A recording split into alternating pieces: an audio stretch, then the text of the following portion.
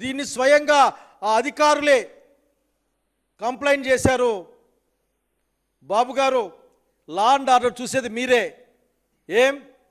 ఆ ఎమ్మెల్యే గారి పైన కేసు పెట్టి తదనంగా చర్యలు తీసుకొని కస్టడీలోకి తీసుకొని న్యాయం చేయలేరా? ప్రజలకి ధైర్యం చెప్పలేరా?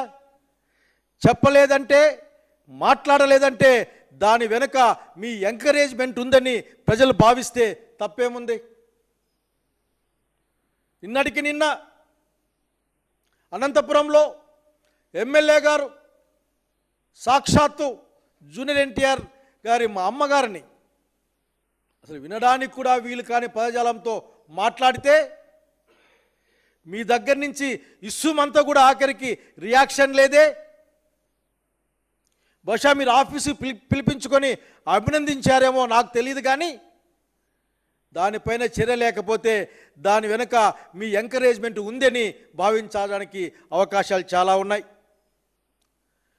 అన్నిట్లో వైఫల్యం చెందే మీరు ఈ దౌర్జన్యాల్ని ప్రోత్సహిస్తున్నా అనుకుంటా ఉన్నా నేను. చివరికి ఆ కూన రవికుమార్ అనుకుంటాను, ఆయన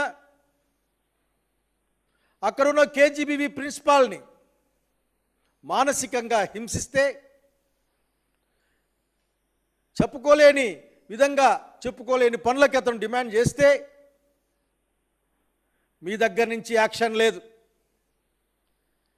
అసలు మీ ఆలోచించండి. బహుశా అట్లాగే అదే శ్రీకాకుళం మంత్రి గారు నాయుడు గారు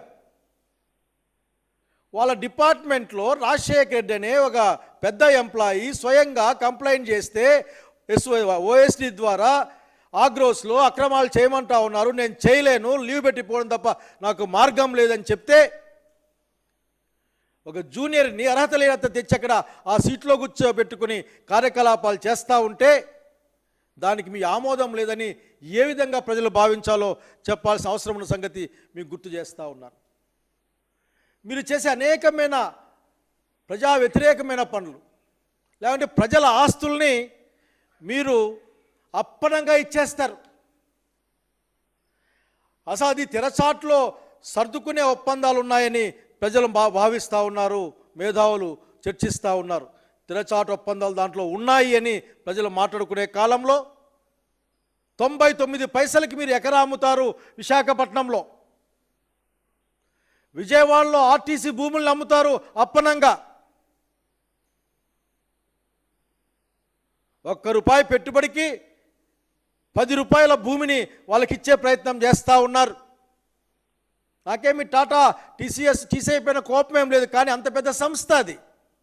ఈ రాష్ట్ర భవిష్యత్తు కోసం పెట్టుబడి పెట్టేటప్పుడు సరైన ధర్మమైన న్యాయాన్ని ఆ ధరని మీరు ఇచ్చి ఉండాల్సింది.